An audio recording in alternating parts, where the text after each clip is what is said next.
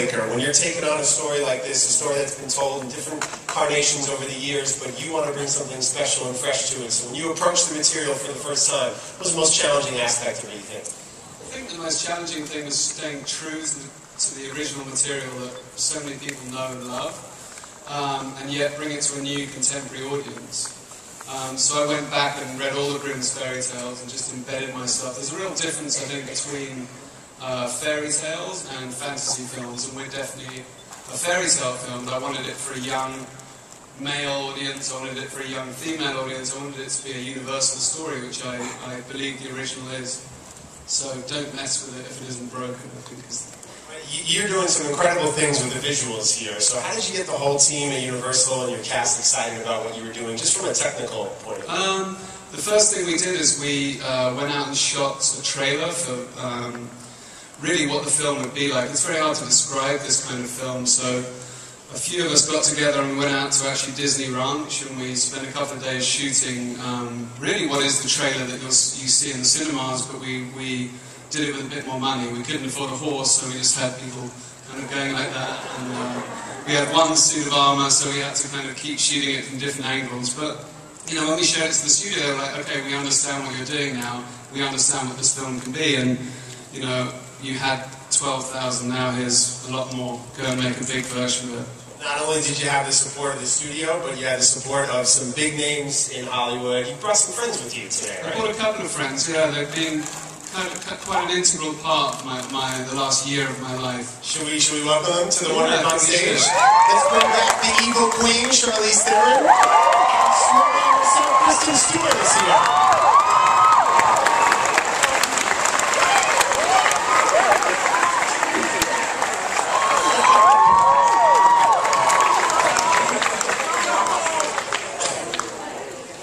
Alright guys, let's start with you, Kristen.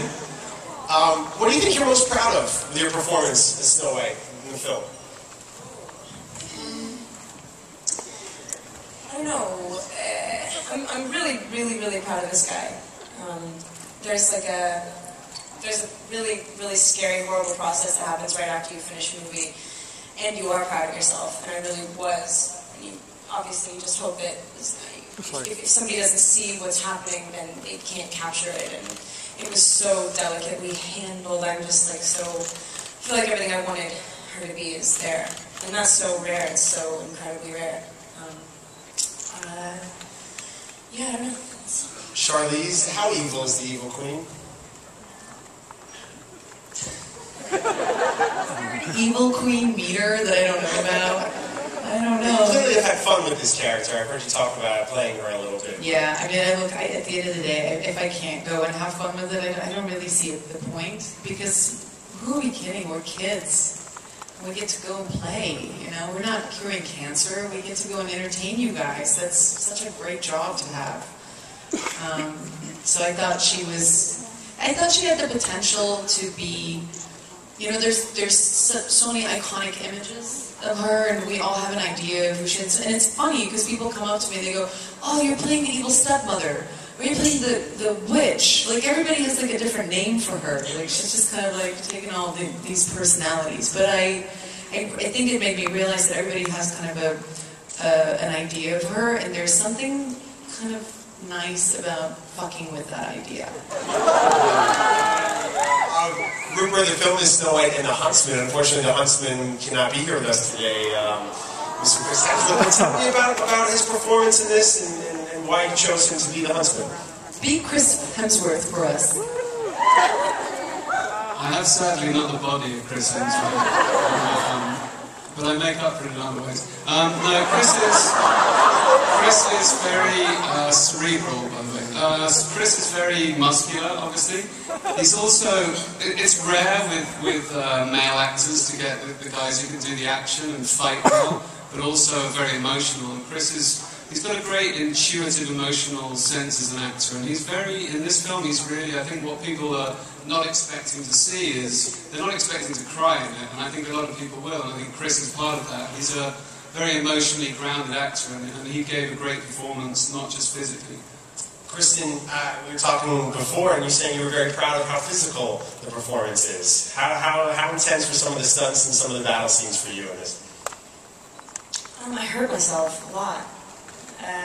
It was fun. That was like one of the things that I was initially really attracted to. It was like what drives her is just interesting. Like it's not as cool for me to just have, you know, like inexplicable brawn and be able to shatter men in armor. Anyway, yeah, basically like what she was saying, to like live in the gray in such a story, and like, you know, obviously there's a lot of black and whites, there's a lot of absolutes in our story, and we definitely don't live there, we live in between, and I got to jump off cliffs and ride horses, and that terrifies me. I don't like that. I hate that. Oh, just that, you know. Jump off cliffs. Well, we are going to have a chance for you guys to ask some questions in a moment, and of course the hashtag on Twitter is SWAP, so SWATH. Make sure you talk about the film, and let's stop talking about the film. You want to show some stuff? Yeah, I cut a little 5-minute piece, especially for today, so this is the first time it's been Awesome. seen. You guys like it? You guys want to ask these guys some questions? Yeah, anybody from the audience? That's killer. That's really killer. Yeah, right in the middle. Hi, my question is for Kristen. What exactly, do you have any prior horseback riding experience before this, or did you have to learn exactly for this movie? I fell off a horse once and hurt myself really badly. I broke and dislocated my elbow when I was like 9. And I was really, really not happy about having to do all that, but it's one of those things that I just had to not think about it because I wanted so badly to do this. It was just like, all right, well, if I perish by horse, that's all good. I went for it. So no, that was it. That was...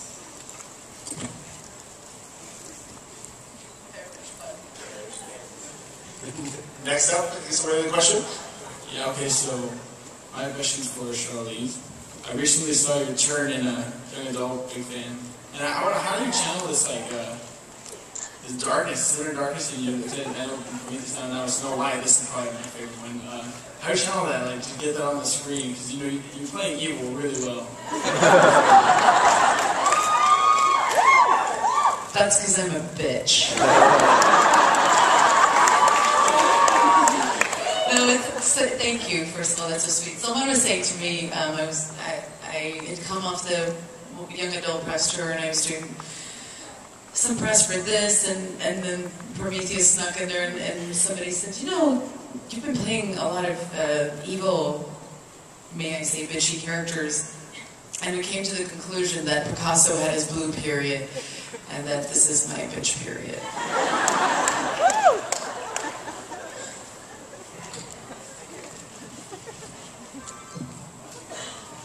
My question's for Kristen. Did you like playing a different kind of Snow White? Yeah. I mean, I think essentially we are pretty true to who she is. Brass tacks, you know, fundamental character traits. We definitely respect. I mean, that's what the story is. That's who she is. But like what I was really excited about in this case, I knew as soon as I read the script and I talked to Rupert that it wasn't. We weren't just playing archetypes. We weren't just playing like the framework of these people. We were actually going to be given the chance to find who they were and why, and that changes her right off the bat because she's just being thought about a little bit. And yeah, I'm just very excited to do that.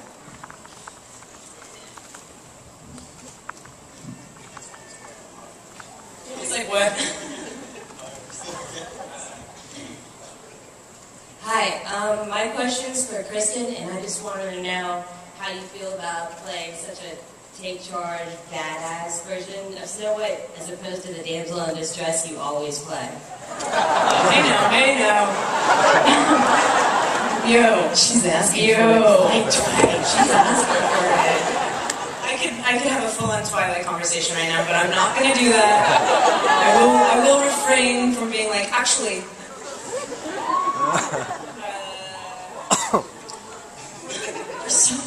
being badass. It was awesome. I loved, like I said, I love what drives her. It's not, it doesn't feel like aware of the fact that it's badass. It never was like, you know, I mean, I've always been interested in doing, just because I like them, I've always wanted to do a fucking badass action movie because they're cool. But then this was like, I could get behind it on so many other levels, and the reason I've never really been able to do things that are just thoughtlessly badass and strong and whatever is always because it doesn't make sense, and this just made so much sense, and I felt so strongly. It's like, my favorite thing about her is that she's endowed with so much, and there's so much inside her. It's like, she's brimming, and she doesn't always necessarily know why, and I can, you know, in so many different like parts of my life can relate to that and love that about her, and like, you know, yeah, so it was cool to have that all behind kicking the shit out of someone. Do you know what I mean? It's like, yeah, Kristen's very explosive in action. She sprints like a 100-meter sprinter. She doesn't run like that. So she keeps up with the men. In fact, she, as you saw, she's the one knocking more men out than the other way around. This is a tough movie, but there's some tough girls in charge. We've got time for a few more. What's up, dude? Hi, my name's Harrison, and for Christian, I was wondering if it was any different from switching to Twilight to Snow White. Wrong question. yeah, I mean,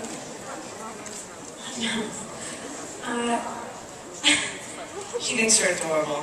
You should know that. You should remember that. So, are you single?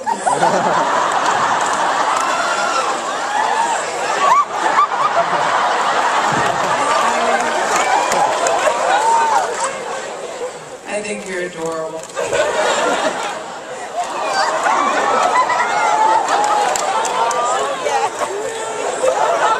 She's a new mom, though.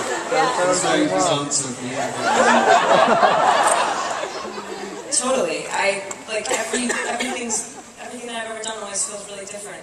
That's a tough question for me always because it's like a really boring answer. Twilight was such a.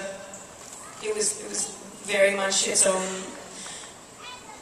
I mean, I remember my life kind of in segments of how I break them down from movies, and that was a really extended period of my life, and it was like, you know, very much its own thing, and I love that character, and Snow White couldn't be farther from it, and I'm glad that it's like feeling big in scale, because now it's like, oh, I get to really kind of, I would love to, you know, I would love to look back and remember Snow White as long as Twilight. I mean, I would love to like do more.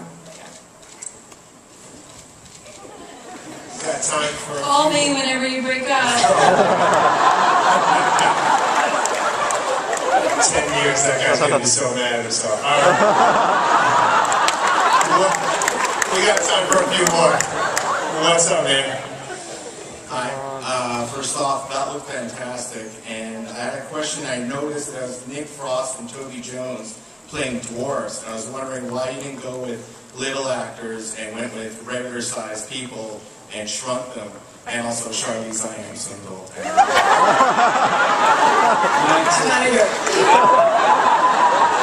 Well done. The reason we used big actors and shrunk them was because Tarzan had got all the real dwarfs for the other movies, so we had to use big ones and shrink them.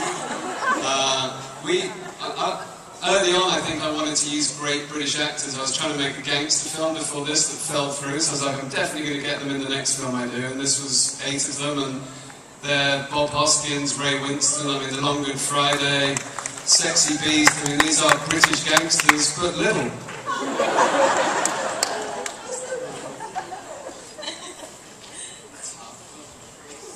Rupert, I'm a big fan of your commercials and your short films, and I was wondering what drew you to this project for your first feature?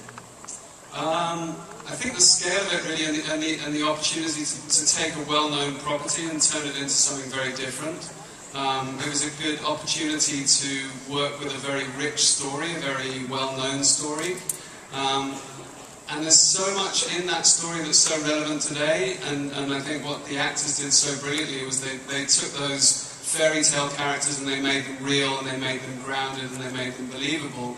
So as a storyteller, it had, you know, a visual side of the world, but also an incredibly emotive storyline, which you know, the narrative for me is what everything bleeds off. So without a good story, you're just making wallpaper, and I didn't want to make wallpaper.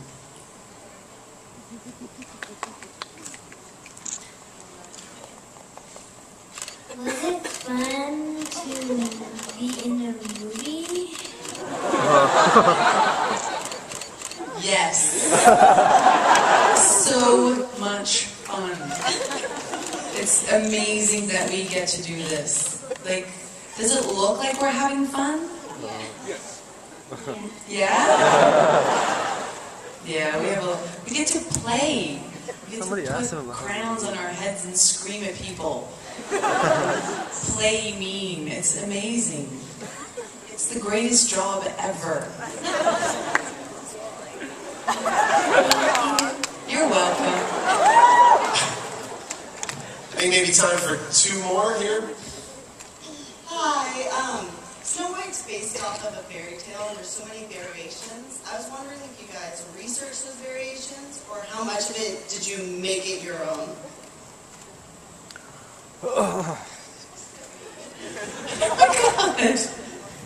I actually did a lot of research. I read those 7 pages about 6 times. And I thought, it's a pretty good story, you know, I didn't interview anymore. It's by the Grimm's brothers, they're the ones who, like, everyone knows. And then, yeah, it seems, you know, I think, yeah, that's about it. It was a lot of research in those half an hours. He did give me a book once. He gave me Joan of Arc, and I think it was because he didn't want to read it, and then I didn't read it. But we'll do research soon. Next one. I watched The Shining.